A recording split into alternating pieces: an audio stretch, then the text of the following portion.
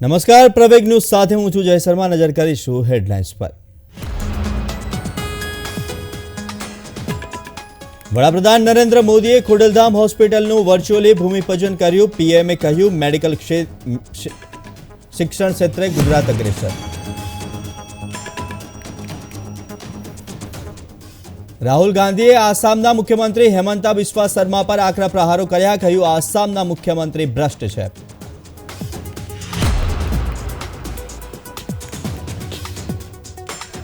ઇસરોએ share કરી અયોધ્યાની satellite તસવીર. રામ મંદિર સામે સરયુ નદીનો જોવા મળ્યો નયનરમ્ય નજારો.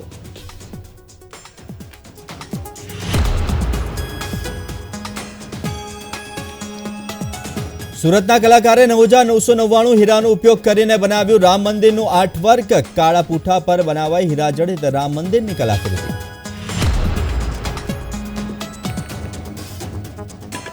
શ્રીરામની પ્રાણ પ્રતિષ્ઠાને લઈને વિવિધ કાર્યક્રમો. અંબાજી મંદિરના ભોજનાલય ખાતે આવતીકાલથી ભક્તોને 1 વર્ષ સુધી મળશે નિઃશુલ્ક ભોજન.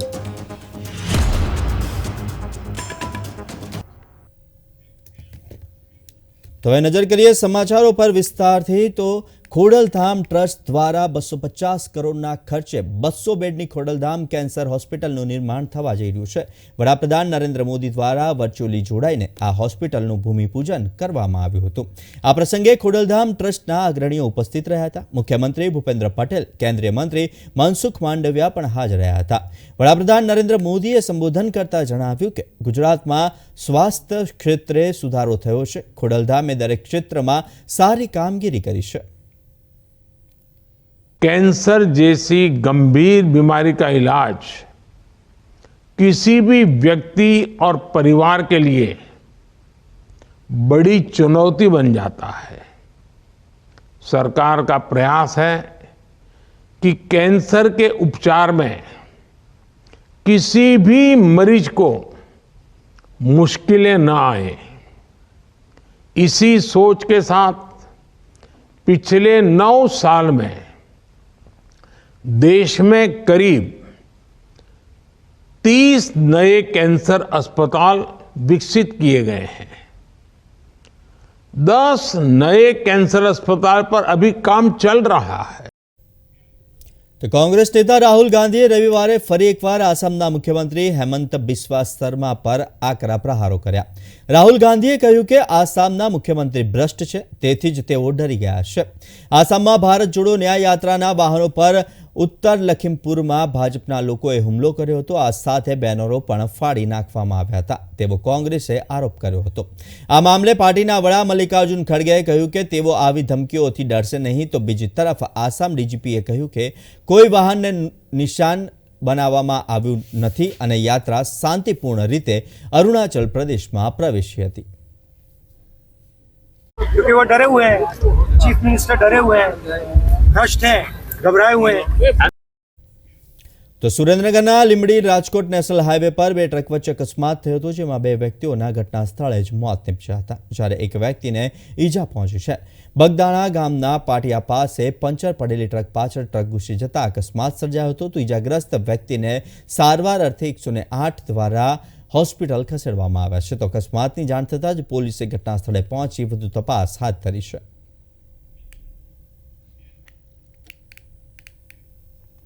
તો કોસ્ટગાર્ડ એક્ટિવિટીના ભાગરૂપે પોરબંદર બીચની સફાઈ હાથ ધરવામાં આવી હતી. પોરબંદરની પ્રસિદ્ધ ચોપાટી ખાતે ભારતીય તટરક્ષક દળના જવાનો, વિવિધ સ્કૂલના બાળકો અને તટ એનસીપી યુનિટના એનસીસીના કેડેટ્સ દ્વારા સફાઈ અભિયાન હાથ ધરાયું હતું. દરિયાઈ જીવન સૃષ્ટિને કોઈ હાનિ ન પહોંચે અને પર્યાવરણને નુકસાન ન થાય તેમજ દરિયો સ્વચ્છ રહે તેના ભાગરૂપે આ અભિયાન હાથ ધરાયું હતું. નવસારી જિલ્લા સાંસદ દિશા દર્શન અંતર્ગત સ્વચ્છ નવસારી જવાબદારી અમારી અભિયાનનું આયોજન કરવામાં આવ્યું, જેમાં જિલ્લા વહીવટી તંત્ર અને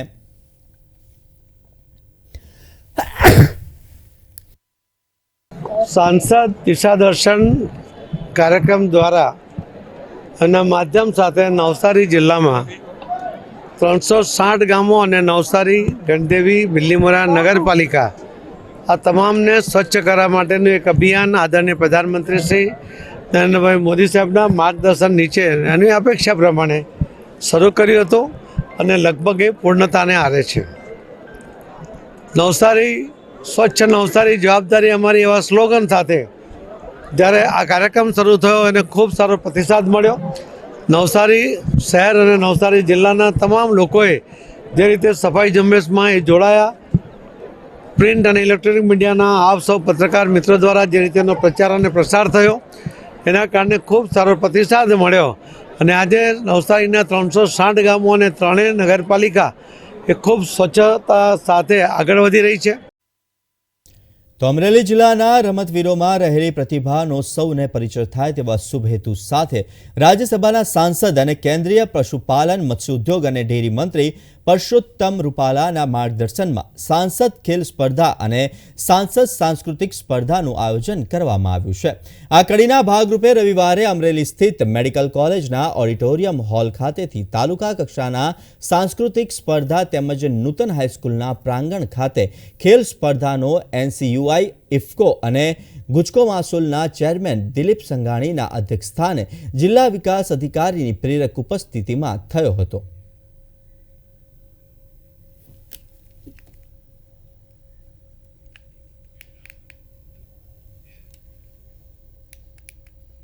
તો હવે વાત કરીએ રામ મંદિરની.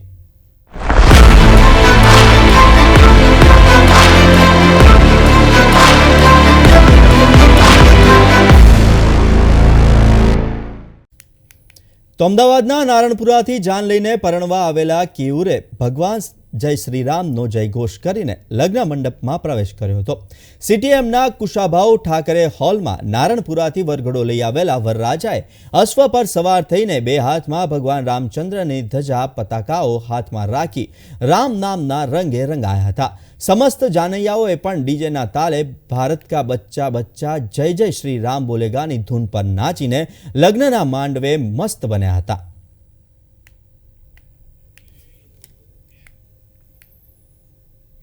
તો અમદાવાદના ખોખરા વોર્ડમાં વિશાળ 2.5 કિલોમીટર લાંબી મર્યાદા પુરુષોત્તમ ભગવાન શ્રી રામની વિશાળ શોભાયાત્રા નીકળી હતી. ભગવાન રામ સાથે સીતા માતા અને લક્ષ્મણ તેમજ હનુમાન અને સુગ્રીવના જીવંત પાત્રો આકર્ષણનું કેન્દ્ર બન્યા હતા.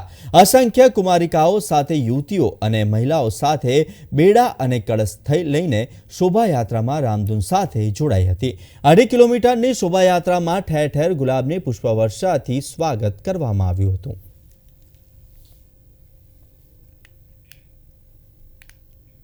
તો અયોધ્યા રામ મંદિરની પ્રાણ પ્રતિષ્ઠાને લઈને જ્યાં એક તરફ ટેક્સટાઇલ સિટી સુરતના કાપડ વેપારીઓએ સાડી, ટોપી અને ધ્વજ બનાવી ટેક્સટાઇલ માર્કેટની રામમય બનાવ્યું છે, ત્યારે બીજી તરફ ડાયમંડ ઉદ્યોગકારોએ પણ રામ મંદિરને લઈને અલગ અલગ રીતે પોતાનું યોગદાન આપી રહ્યા છે. એવામાં સુરતના એક આર્કિટેક્ટ, ઇન્ટિરિયર ડિઝાઇનર કમ આર્ટિસ્ટે સુરતની ઓળખ એવા હીરામાંથી સુંદર કલાકૃતિ તૈયાર કરી છે, જેમાં અયોધ્યામાં તૈયાર થયેલા રામ મંદિરની 9,999 હીરા સાથે અદ્ભુત તસવીર બનાવી છે. મારી તો એક ઈચ્છા એવી છે કે સારા સુરતીઓ, ગુજરાતીઓ તરફથી ખાસ તો આપણું સુરત ડાયમંડ નગરી તરીકે ઓળખાય છે, તો એક ડાયમંડમાંથી બનેલું આખું એક રેખાચિત્ર આપણે મંદિરમાં ત્યાં ભેટ આપવાની મારી ઈચ્છા છે. તો જ્યારે ટાઈમ મળશે, થોડુંક અત્યારે તો પ્રોટોકોલના હિસાબે નથી જઈ શકાતું, ટાઈમ મળશે ત્યાં આપીને ડેફિનેટલી હું ત્યાં ગિફ્ટ તરીકે આપવા માગીશ. તો અયોધ્યા રામ મંદિર અભિષેક સમારોહને લઈને દેશભરમાં ઉત્સવ મનાવવામાં આવી રહ્યો છે, ત્યારે ઉનામાં રામલલ્લાને વધાવવા અક્ષત કળશ યાત્રા યોજાઈ હતી. ભવ્ય પૂજન તથા 108 દીવડાની મહાઆરતી સાથે યાત્રાનું સમાપન કરવામાં આવ્યું. આ યાત્રામાં ધાર્મિક, સામાજિક અને શૈક્ષણિક સંસ્થાઓના હોદ્દેદારો તથા વિશાળ સંખ્યામાં શ્રદ્ધાળુઓ ઉપસ્થિત રહ્યા હતા.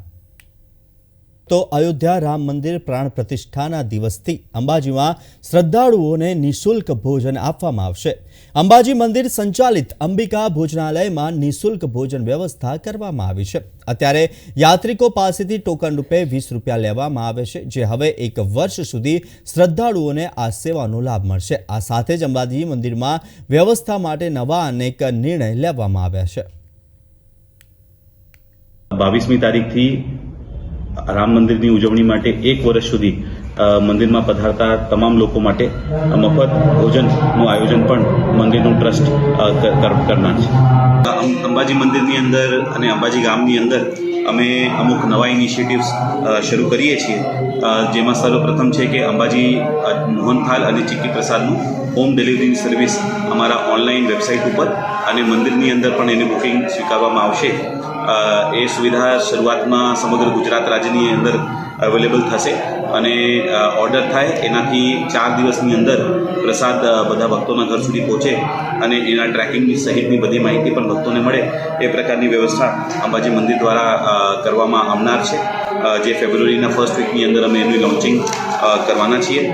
બીજું, જે અંબાજીની સામે જે શક્તિદ્વારનું પાર્કિંગ છે એ વધુ ટેકનોલોજીયુક્ત બને, ફાસ્ટેગ બેઝડ બને, એના માટે અંબાજી અમદાવાદ એરપોર્ટ ઉપરની જે એજન્સી છે એની સાથે ટાઈઅપ કરીને એ લોકો આપણને ટેકનિકલ સપોર્ટ વગેરે પૂરું પાડ્યું છે.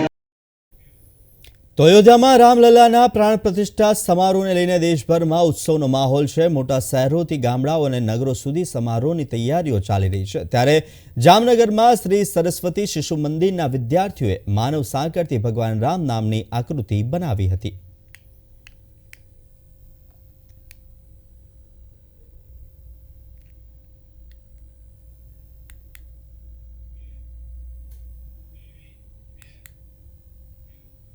તો અયોધ્યાના રામ મંદિરમાં રામલલ્લાના પ્રાણ પ્રતિષ્ઠાની તૈયારીઓ પૂરજોશમાં ચાલી રહી છે. ત્યારે ઇસરોએ અંતરિક્ષમાંથી ભવ્ય રામ મંદિરની ઝલક બતાવી છે. ઇસરોએ પોતાના સ્વદેશી સેટેલાઇટની મદદથી આ તસવીરો લીધી છે. ઇન્ડિયન રિમોટ સેન્સિટિવ અને સિરીઝ સેટેલાઇટ દ્વારા લેવામાં આવેલી આ તસવીરમાં 2.7 એકરમાં ફેલાયેલા ભવ્ય રામ મંદિરને જોઈ શકાય છે. આ સાથે જ દશરથ મહેલ અને સરયુ નદી સ્પષ્ટપણે જોઈ શકાય છે. તેમજ અયોધ્યાનું રેલવે સ્ટેશન પણ દેખાઈ રહ્યું છે. તો રામલલ્લાના પ્રાણ પ્રતિષ્ઠા સમારોહ માટે વીઆઈપી લોકો અયોધ્યા આવવા લાગ્યા છે, જેને પગલે અયોધ્યા એરપોર્ટ પર સુરક્ષા વધારી દેવામાં આવી છે. એરપોર્ટ પર મોટી સંખ્યામાં પોલીસ ફોર્સ હાજર છે. શહેર આસપાસના પોલીસ ચેકપોસ્ટ લગાવવામાં આવી છે, તો વાહનોની તપાસ કરવામાં આવી રહી છે. અભિનેત્રી કંગના રાનોત અને કવિ કુમાર વિશ્વાસ રવિવારે સમારોહ માટે સૌથી પહેલા અયોધ્યા પહોંચ્યા હતા. સમગ્ર અયોધ્યામાં 10,000થી વધુ સીસીટીવી કેમેરા લગાવવામાં આવ્યા છે. તો અયોધ્યામાં વીવીઆઈપીના આગમન પહેલા પોલીસ દ્વારા અંતિમ રિહર્સલ કરવામાં આવ્યું. અયોધ્યાના મહર્ષિ વાલ્મીકી ઇન્ટરનેશનલ એરપોર્ટથી સોમવારે રામ મંદિર સુધી મહેમાનોનું સ્વાગત અને પરિવહનનું કરવા માટે અંતિમ રિહર્સલ કરવામાં આવી રહ્યું હતું. તો સુરક્ષા યોજનાના ભાગરૂપે શહેરભરમાં પોલીસ જવાનો તૈનાત કરવામાં આવે છે. તો પ્રશાસને ખાસ કરીને કડકડતી ઠંડીને જોતા કોઈપણ મેડિકલ ઇમરજન્સીને પહોંચી વળવા માટે ખાસ વ્યવસ્થા યોજી છે.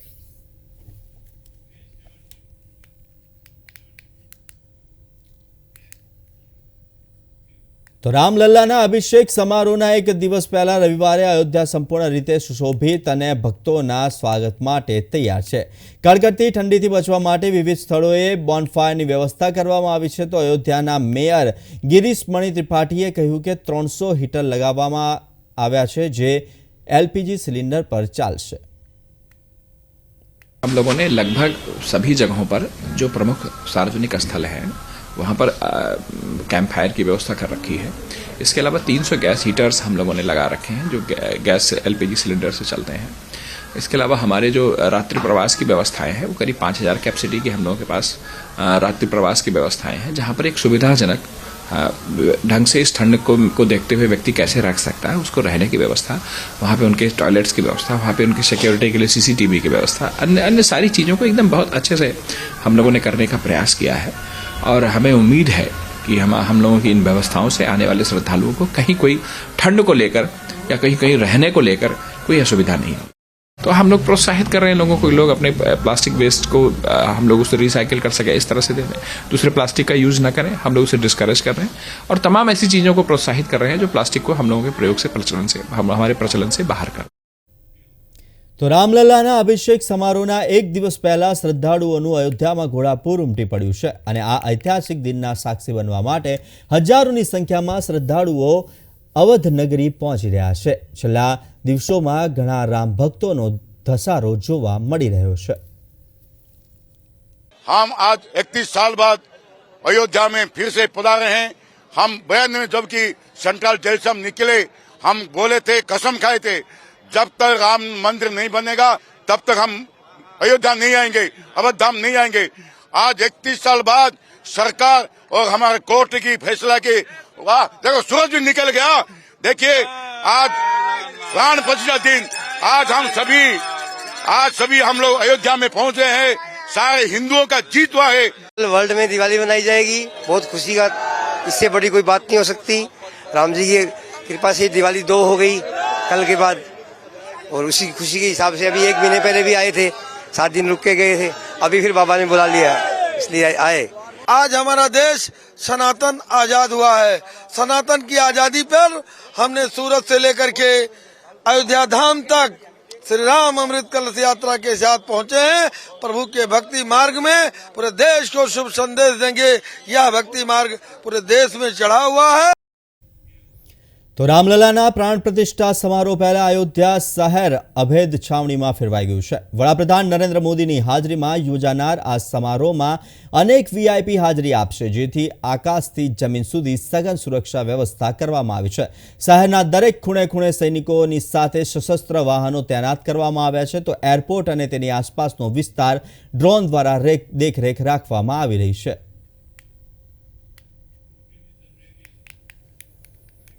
તો વારાણસીના અન્નપૂર્ણા મંદિર વતી 22 જાન્યુઆરીએ ભગવાન શ્રીરામના ચરણોમાં સુવર્ણ ચરણ પાદુકા અર્પણ કરવામાં આવશે। મંદિરના પૂજારી શંકરપુરી રવિવારે સવારે પાદુકા સાથે અયોધ્યા જવા રવાના થયા। વારાણસીના કારીગરોએ ભગવાન રામ માટે 250 ગ્રામ સોનાથી આ સુવર્ણ ચરણ પાદુકા તૈયાર કરી છે। શંકરપુરીએ જણાવ્યું કે માતા અન્નપૂર્ણા વતી આ ચરણ પાદુકા ભગવાનના ચરણોમાં પ્રસાદ તરીકે અર્પણ કરવામાં આવશે। તેમણે કહ્યું કે રામલલ્લાના અભિષેક સમયે આ ચરણ પાદુકા મંદિરમાં સ્થાપિત કરવામાં આવશે। माता अन्नपूर्णा की तरफ से प्रसाद के स्वरूप में ये चरण पादुका, स्वर्ण चरण पादुका बनाई गई है। बनारस में बनारस के कारीगरों के माध्यम से इसको ले जाके भगवान श्री राम को समर्पित की जाएगी। जो 22 तारीख की शुभ घड़ी आई है, शुभ मुहूर्त आई है, उसमें इसको अर्पित की जाएगी। તો રામલલાના પ્રાણ પ્રતિષ્ઠા સમારોહ પહેલા મુંબઈની બાંદ્રા વર્લી સી લિંક સુંદર રોશનીથી ઝળહળી ઉઠી હતી। ઉત્તર પ્રદેશના અયોધ્યામાં 22 જાન્યુઆરીએ યોજાનારા રામલલાના અભિષેક સમારોહમાં હવે માત્ર એક જ દિવસ બાકી છે, તો અયોધ્યામાં ભવ્ય રામ મંદિરને ફૂલો અને વિશેષ રોશનીથી શણગારવામાં આવ્યું છે।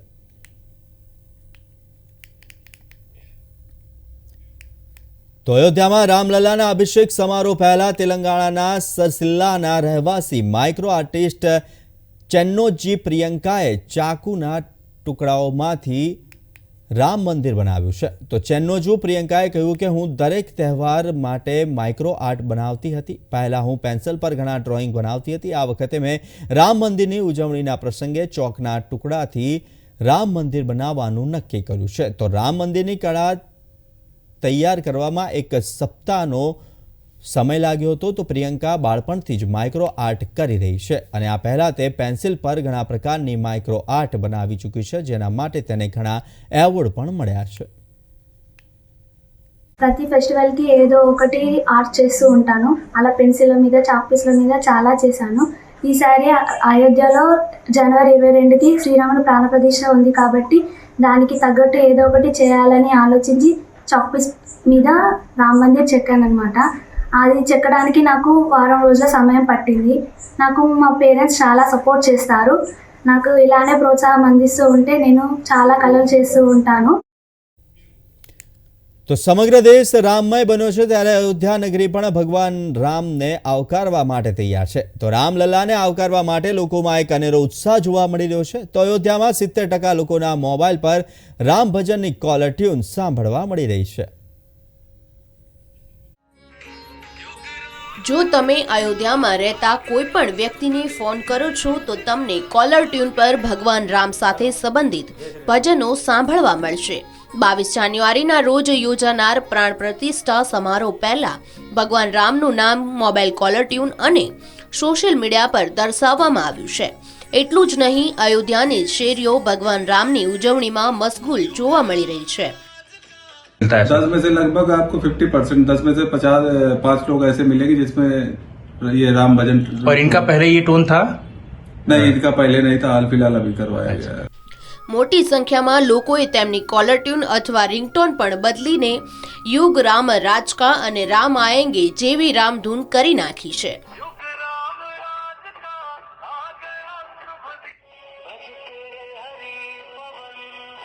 लगभग जो है यहाँ पे 80% लोगों की रिंगटोन जो है राममयी हो गई है. मेरी खुद की, मेरे घर में जो है जितने भी सदस्य हैं सबकी यही है. अच्छा, और ये कौन सा धुन लगाए हुए हैं आप लोग? हमने युग राम का आ गया है ये लगाए हैं. घर पे हमारे जो है राम आएंगे आएंगे का धुन चल रहा है जी. कॉलर ट्यून भी वही है और हेलो ट्यून भी वही है, सारी चीजें. अच्छा, आप दोनों रखे हुए हैं? आपका कॉलिंग ट्यून और हेलो ट्यून दोनों वही है? बिल्कुल. कॉल आएगी तो भी वही बजेगा रामधुन, और जो कॉल करेगा उसको भी रामधुन सुनाई देगा. वही. आपके परिवार को आपने बताया कि लोगों ने, कोई दोस्त जन के जो लोगों ने आपको देखा कि लोगों ने लगा रखा है? जी, बहुत से लोग हैं, हमारे जानने में भी बहुत से लोग हैं जिन्होंने रामधुन जो है इसमें उत्साहित होकर उनकी हर उस पर जो है रामधुन की टोन लगी हुई है. સોશિયલ મીડિયા પર ખાસ કરીને ઇન્સ્ટાગ્રામ પર યુઝર્સ પોતાની સ્ટોરી અને પોસ્ટ પર રામ આયેંગે જેવા લોકપ્રિય ગીતોનો ઉપયોગ કરી રહ્યા છે. અયોધ્યા અને જૂના ફૈઝાબાદ શહેર વચ્ચે ચાલતી ઈ બસમાં લોકપ્રિય ભજન રામ આયેંગે પણ વગાડવામાં આવી રહ્યું છે. ડ્રાઈવરની સીટ પાસેના એલઈડી બોર્ડ પર હિન્દી અને અંગ્રેજીમાં એક સંદેશ દેખાય છે, જેમાં લખ્યું છે, અયોધ્યામાં આપનું સ્વાગત છે. અયોધ્યા જિલ્લા મહિલા હોસ્પિટલમાં કામ કરતા અનિલ પાંડેએ તાજેતરમાં શહેરમાં ઉજવણીને ધ્યાનમાં રાખીને તેમની કોલર ટ્યુન પણ બદલી હતી. તેમણે કહ્યું કે લગભગ 80% લોકોની રિંગટોન અથવા કોલર ટ્યુન રામમય બની ગઈ છે. હાલમાં ભગવાન રામની આંખો પર પાટા બાંધવામાં આવ્યા છે. બ્યુરો રિપોર્ટ, પ્રવેગ ટીવી.